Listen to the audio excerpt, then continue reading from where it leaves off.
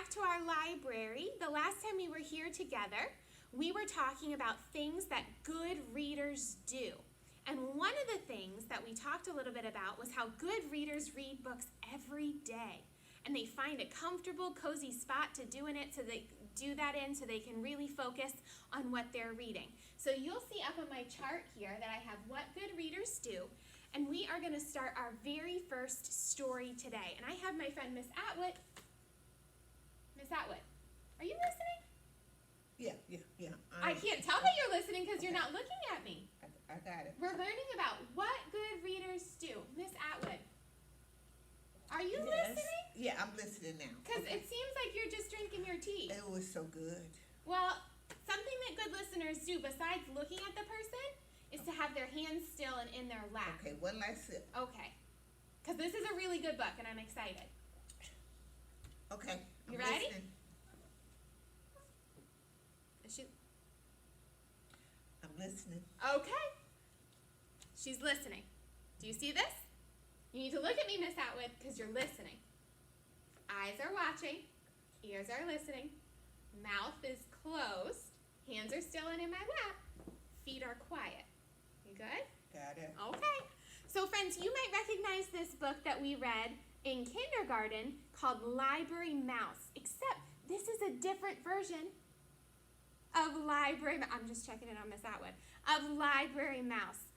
What do you notice on the front cover of Library Mouse, Miss Atwood? Oh, they got lots of books, pencils, and they look like they're in that library. You're absolutely right. Our characters are two mice in this story, and they live in a library.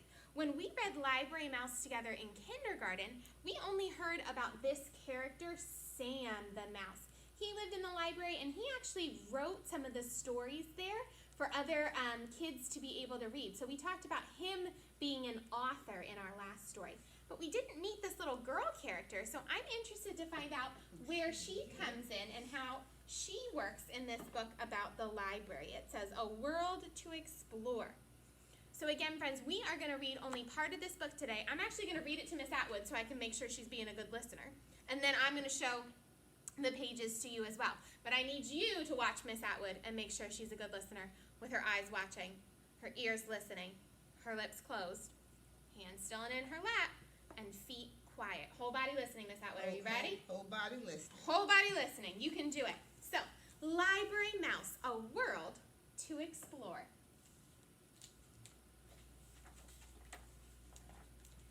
Sam was a library mouse. He lived in a little hole in the wall behind the children's reference books. Every night he went looking for adventure between the covers of books. We talked about that a little bit when we talked about our favorite books, about how they kind of give us a break from the world, that we can kind of relax and go on our own adventure with them. Exactly. One evening, Sam went for a stroll. He smiled to see the class projects children had made to place atop the library shelves. A poster on the wall read, Discover Our Great Big World. It is a great big world, Sam said, and I love to read all about it. Then he sighed, gazing at the books on the very top shelves, which were just a little too high for him to climb.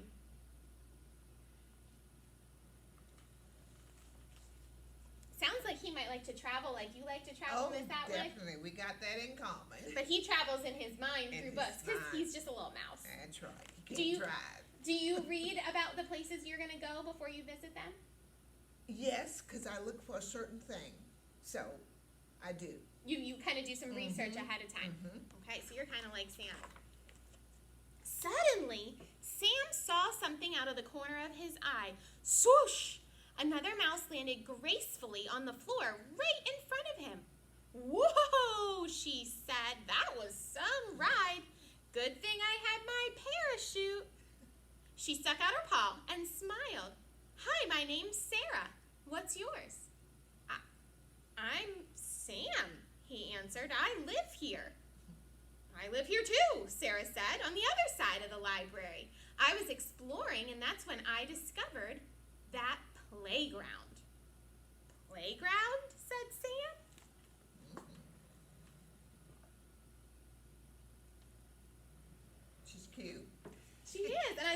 really looking at me and kind of Uh-huh. studying what you see in Yeah. the book while also hearing all the words that I'm saying. You're being a really good listener right now, I'm Miss getting Atwood. it.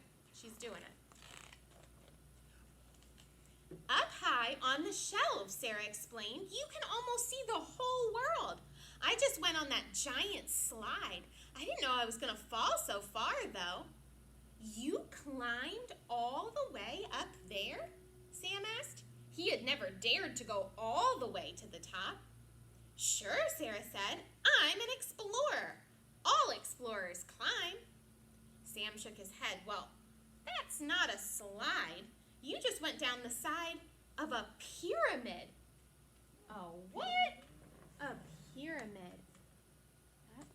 So you can see that happening down in this bottom part here. So are you kind of asking a question, Miss Atwood? Yeah, it's a pyramid. Do you know what a pyramid is? I don't know. We might need to read to find out. And if we All don't, right. we could probably go look it up somewhere. Yes. A pyramid, Sam said, like in ancient Egypt. Only children made this one. There are pictures of real pyramids in these books that you knocked off the shelf. Wow, Sarah said. I didn't know there were books about stuff like this. Are there books about other fun things that I was climbing? Sarah asked. You mean like the Statue of Liberty and the Eiffel Tower? Sam grinned. Yeah, follow me. So we are actually going to stop here for the day today because this is a pretty long book and I want to get a chance to write something on our chart up here. So remember, we're trying to find out what good readers do. Miss Atwood, was there something you felt like you worked on today to be a good reader? Yes, keep my eyes on you. Keep my eyes on me. What else? And I'm listening when I do that. Oh, so good readers actually listen carefully.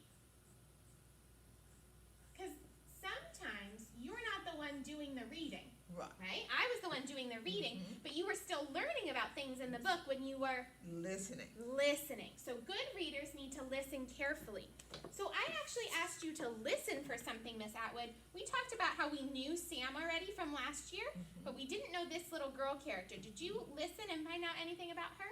Her name was Sarah, Okay.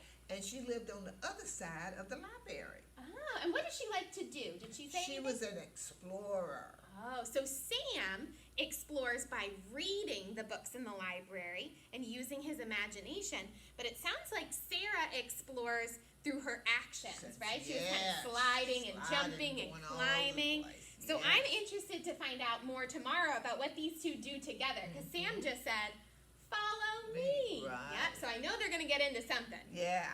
Okay, so in order to show me that you learned something from our video today about what good readers do, I actually need you to get out a pencil and a piece of paper, because I feel like we've been doing a lot of work on the iPads, and you've seen they've done great work. Oh, great work. But what are you really a stickler for, Miss Atwood? Oh, neat writing and using your lines. Okay, so if they're working on the iPad, right, it's different muscles than holding Yes. a pencil and putting Right. letters on a paper. So today's job is going to be to write, not on the iPad, but on a piece of paper, okay? When you're finished writing on that piece of paper, then you're going to use the iPad to take a picture.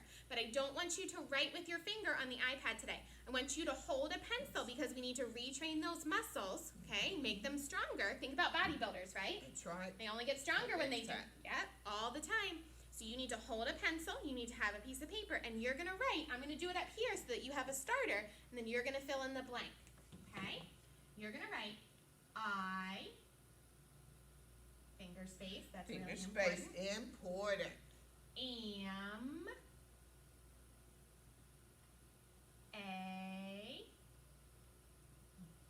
good, and you can spell all of these words because I'm going to put them on the iPad for you to see, but I want you to copy them nice and neat, just like I have here, practicing like Miss Atwood said, those finger spaces in between.